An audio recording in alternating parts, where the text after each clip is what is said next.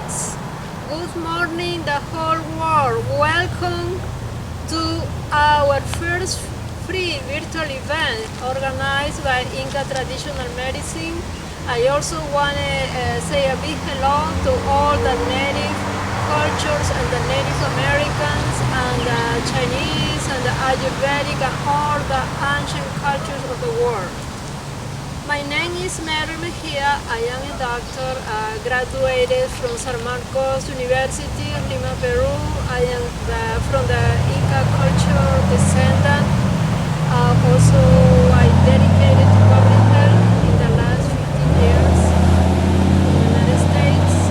I graduated as a master in public health, in environmental health, and I realized that we need to talk about Inka traditional medicine. Why?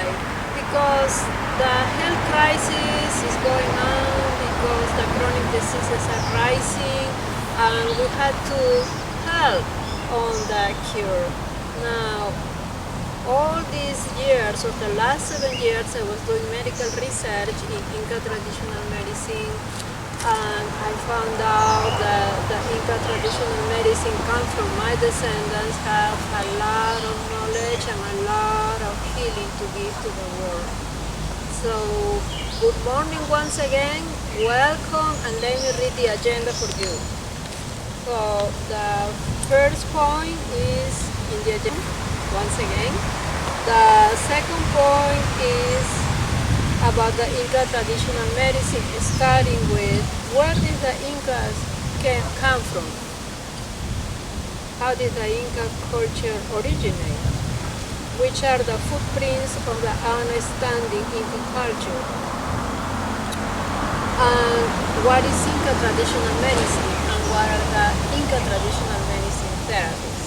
Now, where did the Incas came from?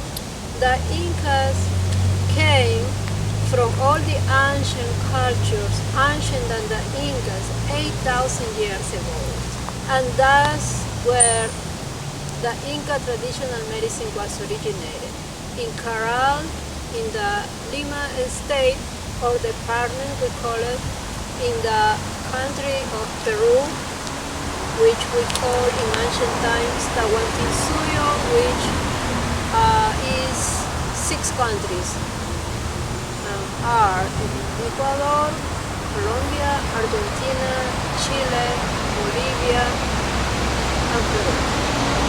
Now, the Incas came from all these ancient cultures, so rich in knowledge and so rich in many, many things. So, coming then to the second point in our presentation is that which are the footprints? Which are those footprints that are unforgettable, that are never gonna change?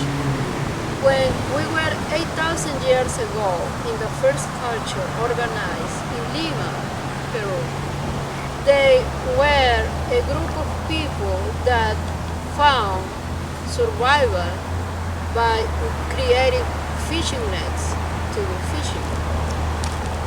And they survived with a healthy food from the sea.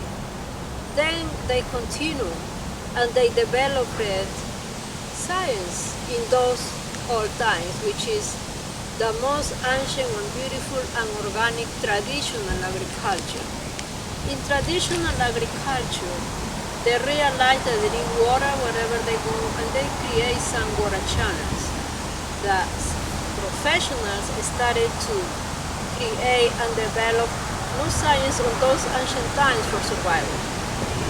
Then, after they created the hydraulic engineering and they created the water channels wherever they go, because the plants, the agriculture needs water in order to survive, they continue growing and they have construction engineers and they make beautiful pieces, beautiful archaeology. One example in the Inka culture is Machu Picchu, but in the ancient cultures, in Caral, if you visit the area, which is in the Supi district, in the Barranca province, in the Department of Lima in Peru, you're gonna see a buildings, many buildings that they were constructed in those ancient times and they are still alive. Second, they continue developing and they found cattle and they produce. Also, you look after all those people were lovely animals. They never we consider after all the work of the community. In order for the community to develop into the water, to the Pacific Ocean, Amazon River, so we have evidence. It's important to show the evidence that Inka Traditional Medicine is an ancient medicine, which is one of the ancient medicines in the world, which is a health system because covers the whole body, the physical part and the mental part of the body. After all of these years, when we didn't have agriculture, but then we created and we founded the agriculture, we came to realize that one of the most important systems in the body is the digestive system. At the same time, it was very important the neurological system, the brain. So we dedicate a lot to meditation and to think and what to do and why we are here and what to do next. We were prepared since those ancient times according to history. Nowadays, in 2016, they discovered what is called La Dama de los Cuatro Tubos. If I translate it into English, you could say the lady of the four pieces of jewelry. So this lady that they found has 5,000 years ago, she's founded to carbon-14.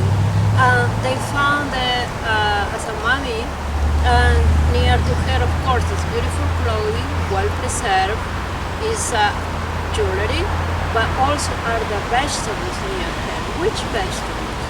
Is the root, sweet potato, which is a relative of the potato, is also corn, is also beans. We have a delicious fruit which is called lupma. So why there were all those vegetables next to mummy? Besides the beautiful clothing, because this was a very important woman of the royal people in this ancient culture, which is called Caral, C-A-R-R-A-L. It's very important because as important as it is the jewelry to make it look better, also it was very important to leave the vegetables because it were like a jewel. Because for us, the digestive system is the one that brings food to the body, not only food to the digestive system itself, also brings food and deliver it to the whole body. So if we wanted to say, for example, that the liver or the neural, how can you think if you don't have any energy? If you don't eat, some people rely on vitamins, neurological diseases, perhaps health. After that, after the year, many cultures, the Inka culture, which in times before, and then so after we basically continue growing the popularity, besides the medicine, which is one of the first theories coming from the Inka culture, the second theory is the herbology. We have many plants that were discovered after Caral, after the agriculture, after the food development. They found the plants. So they found one plant, they found another plant, but they found that some of the food originated from there, like a potato, could be food, but also could be considered medicine. But there are others exclusively that are herbs. For example, we had the cat's claw, which is very important. One of them is very strong for the immune system. But we will not talk about that in other events, in other educational events. So the Inka culture brought a more sense of responsibility, a more sense of also be more caring, more organized, more of a community. And so food was always there.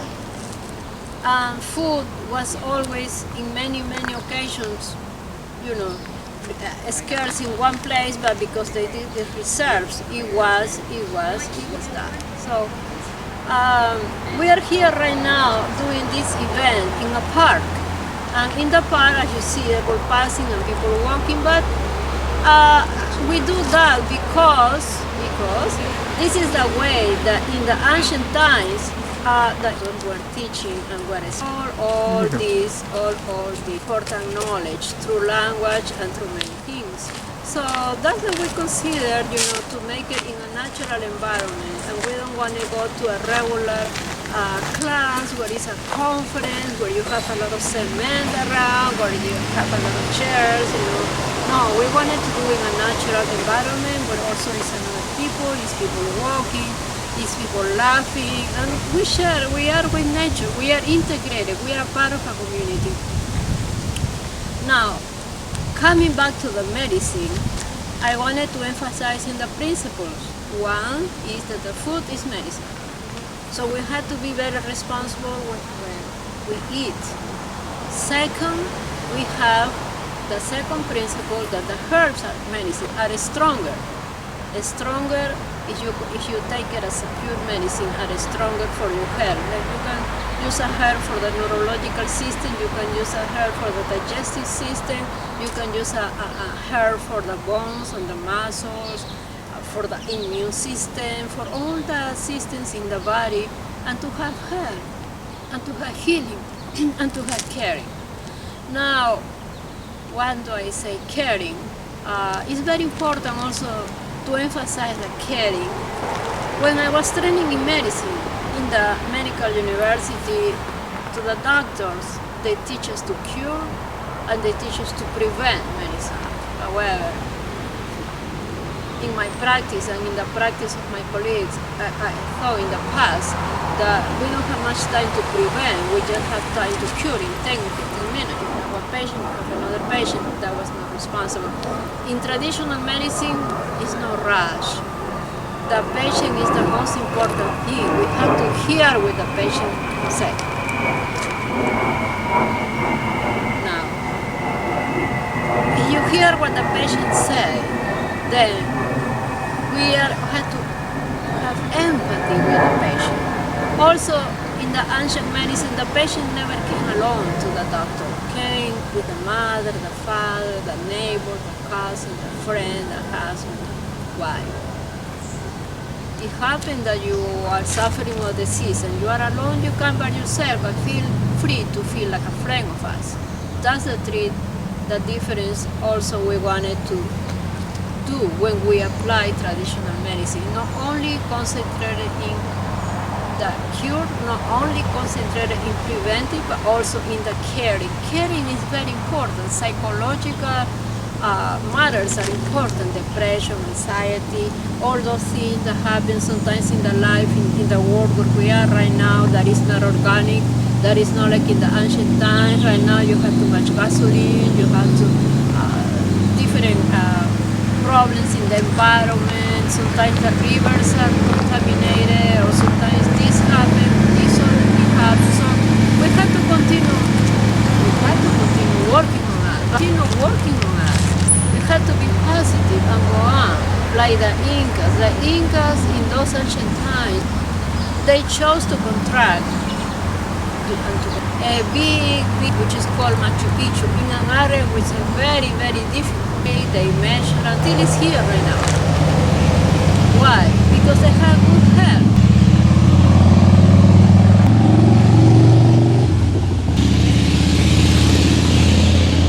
Because they have good health. They have good health system. The community worked together. Nobody was alone when sick. Support if the person is in need or something. They were not going to let him die easy. After the food is medicine. Now number three things is the environment. The number third is the environment. In different levels, in different order.